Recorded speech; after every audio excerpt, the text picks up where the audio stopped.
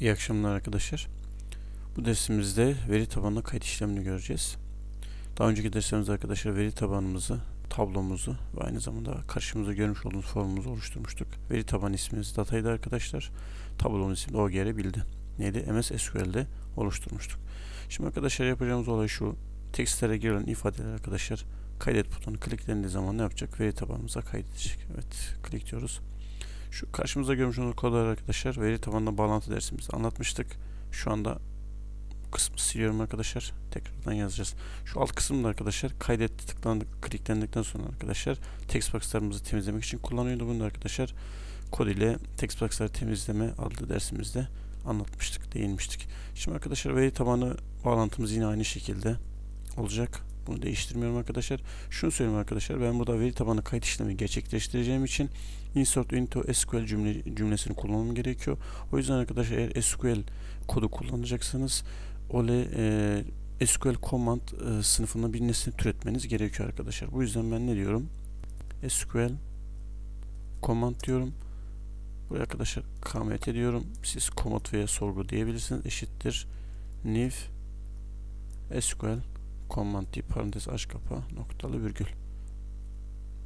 Şimdi arkadaşlar başlangıç olarak kaydetme işleminde arkadaşlar ne yapmam gerekiyor? Bağlantı açmam gerekiyor.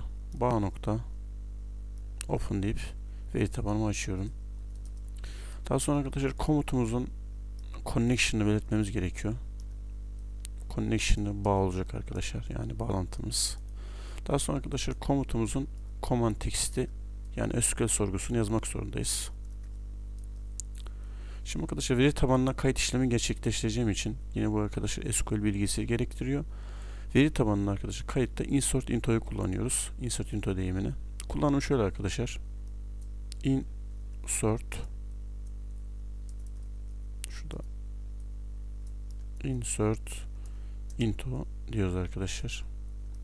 Boşluk bırakıyoruz arkadaşlar. Veri tabanımızın içerisindeki tablomuzu yazıyoruz. Hangi tabloyu kaydedeceksek arkadaşlar. Neydi? OGR bildi.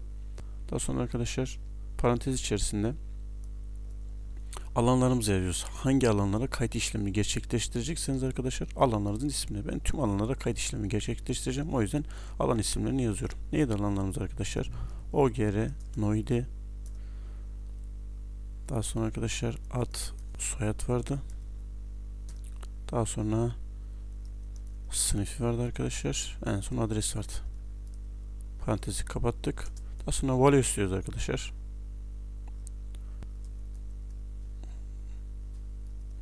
Evet, value istiyoruz arkadaşlar. Boşluk bırakıyoruz. Daha sonra parantez açıyoruz arkadaşlar. Şimdi burada arkadaşlar OGR no alanına bilgiyi nereden alacağız onu yazıyoruz. Bunun için arkadaşlar tek tırnak diyorum. Çift tırnak artı diyorum arkadaşlar. Formumuzda arkadaşlar hangi text box'a yazdığımız bilgi OGR no alanına kaydedecek. Text box 1'in tekstini. O yüzden buraya ne diyorum? Text box 1'in teksti. Daha sonra tekrar tersten gidiyorum. Artı. Daha sonra çift tırnak. Daha sonra tek tırnak. Virgül diyorum arkadaşlar. Yine tek tırnak, çift tırnak, artı. Ad soyad nereden gelecek arkadaş bilgi? Text box 2'nin tekstinde. Text box 2'nin teksti diyorum. Yine artı, çift tırnak, tek tırnak, virgül. Daha sonra arkadaşlar sınıfı alanına neredeki bilgiyle kaydedilecek? Tek tırnak, çift tırnak, artı. Bu da text box 3'ün tekstindeki bilgiler kaydedilecek. Tekrar yine artı, çift tırnak, tek tırnak, virgül. En son arkadaşlar adres bilgileri. Bu da text box 4'ün tekstindeki ifadeler ne yapılacak? Kaydedilecek adres alanına. Yine artı, çift tırnak, daha sonra tek tırnak. Evet, SQL sorgusu bu şekilde arkadaşlar. Insert into OGR bil OGR no da alanlarımızı yazıyoruz. Daha sonra value istiyoruz arkadaşlar. Daha sonra tek tırnak, çift tırnak, artı içerisinde arkadaşlar. Veriler nereden alınacaksa arkadaşlar o nesnelerimizin ismini yazıyoruz arkadaşlar. Burada fark etmez arkadaşlar. Farklı bir nesne mesela combo olsaydı combo box 1'in teksti olacaktı. nesneye göre arkadaşlar nesnedeki verileri ne yapıyoruz? Oraya aktarıyoruz. Şimdi arkadaşlar SQL sorgumuzu yazdık. Daha sonra arkadaşlar buradaki sorgumuzu çalıştırmamız gerekiyor. Bunun için de arkadaşlar kmt nokta execute non query metodunu kullanıyoruz arkadaşlar. Bu metotta şurada yazılmış olan sorguyu çalıştırmak için kullanılıyor. Daha sonra arkadaşlar komutumuzu çalıştırdık. SQL sorgumuzu çalıştırdık. En son ne yapacağız? Bağlantımızı kapatacağız. Bağlantı nokta close diyorum. Bağlantımı kapatıyorum. Noktalı virgül. Evet arkadaşlar veri tabanı kayıt. Bu şekilde bakalım kayıt işlemi gerçekleşiyor mu arkadaşlar? Şunu söyleyeyim arkadaşlar. Bir de Data Grid TV'deki bilgileri yenileyim arkadaşlar. Onu tekrar çağırayım. Yani kaydettiğini görelim diye. Hemen Form 2'ye geliyorum arkadaşlar.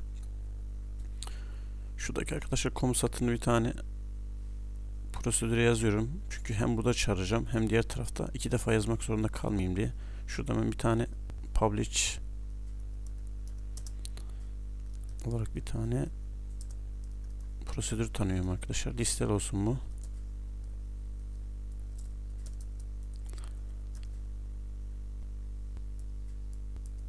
Evet, şunu arkadaşlar başlangıç olarak formül adına çalıştıracağız. Listele dedik. Formül adına çalıştırdık. Bir de arkadaşlar kaydettikten sonra ekrana görüntülesin kaydettiğimiz bilgiyi. Ne diyorum arkadaşlar? FRM1 içindeki FRM1 içindeki FRM2 içindeki arkadaşlar neydi? Listele. Şimdi arkadaşlar orada publish tanımlamazsanız arkadaşlar burada göremezsiniz. Orada publish tanımlamanın sebebi tüm formları da göreyim diye. Yani sadece void başına korursunuz arkadaşlar. Listeliği burada göremezsiniz. Hata mesajı alırsın. O yüzden başına publish koymayı unutmayın. Evet şimdi arkadaşlar çalıştıralım.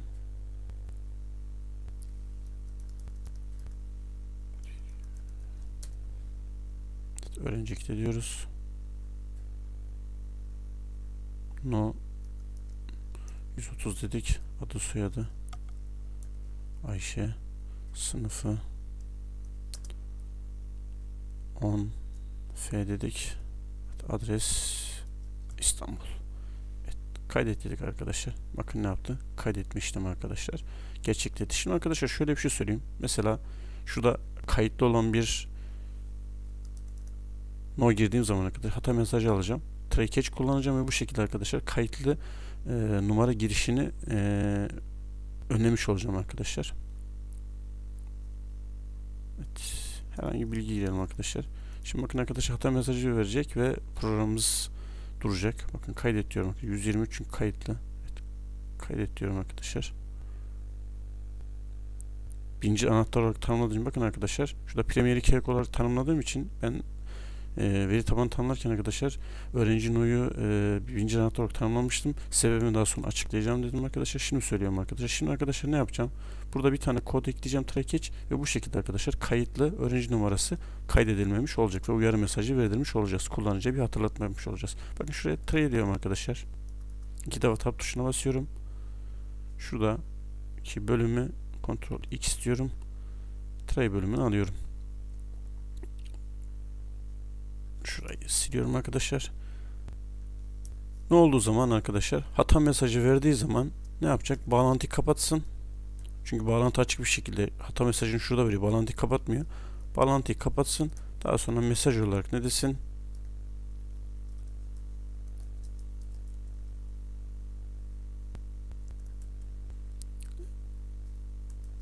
Kayıtlı öğrenci no giriş diye uyarı mesajını versin. Bakın arkadaşlar kayıtlı öğrenci no girişi yaptığımız zaman ne yapacak bize? Uyarı mesajı verecek. Öğrenci ekle dedik. Evet. 123 dediğimiz zaman arkadaşlar kaydet dediğimiz zaman arkadaşlar ne yapıyor? Kayıtlı öğrenci no giriş dedi ve bu şekilde arkadaşlar kayıtlı olan bir öğrenci numarasını girmesini, kaydedilmesini önlemiş oluyoruz. Bir de şunu söyleyeyim arkadaşlar. Şurada formu tekrar çalıştırayım. Bak şurada arkadaşlar kolon ismi görmüş olduğunuz gibi büyük küçük harf şeklinde geliyor. Bir de Türkçe olmayan karakterler gözüküyor. Mesela şurada olması daha mantıklı olur. Sinifi şeklinde gözüküyor arkadaşlar. Ben normal veri tabanı oluştururken Türkçe karakteri kullanmamıştım. O yüzden biçimsiz oluyor. Buradaki başlıkları değiştirmek için arkadaşlar birkaç tane komutumuz var. Onları kullanacağız arkadaşlar. Şu listelerin alt tarafında arkadaşlar. Buradaki arkadaşlar başlıkları değiştirmek için data grid with 1'in kolon olduğu için arkadaşlar columns nokta header text arkadaşlar. Pardon, columns bir de arkadaşlar hangi kolon olduğunu belirtiyorsunuz. Mesela 0. kolon. 0. kolon öğrenci numarası olan kolon arkadaşlar. Sıfırdan başlıyor. Nokta header text arkadaşlar başlığı. Hemen ben buraya ne yapıyorum? Türkçe karakteri kullanabiliyorum burada. Ne diyorum? Öğrenci. Ne diyorum arkadaşlar? Şunun aynısını alıyorum arkadaşlar. Ctrl C ile kaç tane kolonumuz var? 4 tane kolonumuz var. 0, 1, 2, 3 diye devam ediyor. Öğrenci no. Daha sonraki ne arkadaşlar? Adı, soyadı diyoruz. Burası ne arkadaşlar? Sınıfı. En son neydi arkadaşlar? Adres. Adres dedik. Evet, çalıştırıyoruz. Evet, bakın arkadaşlar orada hangi ifadeleri belirttiysek onları ekrana. Bir de arkadaşlar burada görmüş olduğunuz gibi tek hücreyi seçiyor. Biz mesela komple tüm satırı seçtirebiliriz. Bunun için de arkadaşlar yine bir kod satırı eklemek zorundasınız. Evet, formun load'unu arkadaşlar. Tek yapacağınız şey şu arkadaşlar.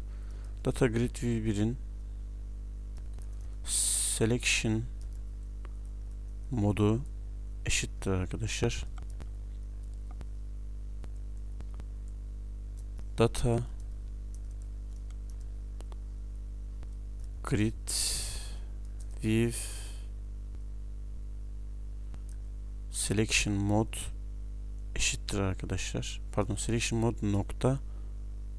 Şimdi arkadaşlar burada ben satırı seçeceğim için full row select diyorum arkadaşlar. Eğer kolon seçtireceksiniz arkadaşlar şurada full clone select şeklinde ifadeyi kullanmanız gerekiyor. Ben şu anda satırı seçtireceğim için arkadaşlar full row select diyorum. Nokta virgül. Bakın arkadaşlar bu defa ne yapacak? Seçme işleminde komple full olarak bütün satırı seçecek. Evet, deneyelim. Bakın arkadaşlar ne yaptı? Seçme işleminde komple bütün satırı seçmiş oldu. Evet arkadaşlar, bir sonraki ders görüşmek üzere. Hepinize iyi akşamlar.